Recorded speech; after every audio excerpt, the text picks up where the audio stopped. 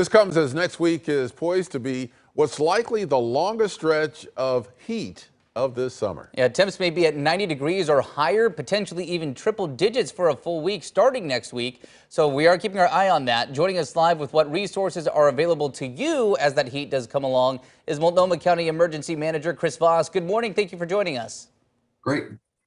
Good. I'm glad. So we have these cooling centers that are, obviously available to us, but they're not always open. What does it take for a cooling center to open?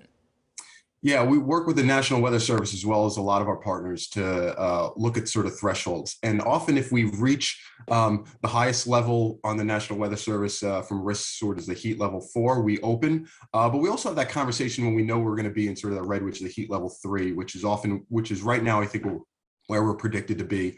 When we look at a lot of the factors, nighttime temperatures, we look at humidity, is there smoke in the air, even things like where our hospitals are as far as capacity, knowing that sometimes they may have folks that they're looking to sort of send out of the hospital and they need a place to sort of send them. So all of those factors are things that we take a look at before we finalize our decision on what to open. Now, did you say heat level 3? What does that mean? Yeah, so it takes a few things into account, things like humidity, but often when we find ourselves in sort of upper 90s, which is where we're being forecasted right now, that's when we sort of sit there in that red. It does take into account a lot of other factors, so it's not just temperature, but that for us is one of our triggers when we're starting these conversations and when we make determinations on when and how to open. Yeah, and how many cooling centers do you have, Multnomah County? Right now, we are preparing 4 locations that if we make that determination, when you'll like to see 4 locations open for a good portion of next week. And our one rule is we don't turn anybody away. So if we start to see those locations start to fill up, we actually have a 5th one that we're preparing that if we need to, we would open that one as well.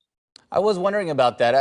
These are obviously likely to be in high demand. We saw with the heat dome a year ago, cooling centers obviously in high demand. What is the capacity of a typical cooling center? How many people can you put into one place? Yeah, well, during the heat dome and during COVID, we were fortunate. We took the convention center, which we can keep moving into that location. So we were expanding into one location. We're not as fortunate this year to have the convention center as they are back in business and starting to host some events. So in this case, a lot of times we are adding locations, but we do have some parks locations. We're looking at some school locations. I think our largest one probably around 140 or 150 beds, but sometimes they're as small as 40 or 50. So the good thing is you might see us when we're opening locations, they're a little bit more spread out and we have more of them. And some of them are obviously larger than others. I do want to say, though, in addition to just those locations, we work with libraries, which may be in a position to sort of extend hours if we find ourselves in extreme heat too. So we don't think we're the only game in town. Malls, movies. I think now is the time that people should start communicating with sort of family and friends and neighbors to make sure they've got a plan and can find air conditioning if we do find ourselves in an extreme heat situation next week. Now, do you work in coordination with the city of Portland, or do they have their own cooling centers?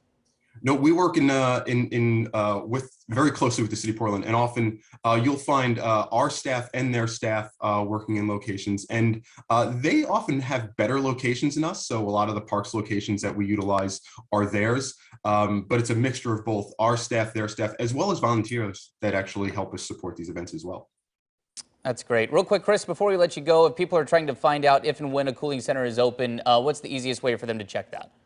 Yeah, you can go to our website, Help for When It's Hot, or call 211. But we ask that people now start working with those friends and neighbors to make sure that they've got air conditioning next week. And as well as if you do have plans to be outside next week, it might be time to postpone and definitely avoid strenuous activity during the hottest part of the day. Yeah, good advice there. Chris Voss, thank you for joining us on AM Extra.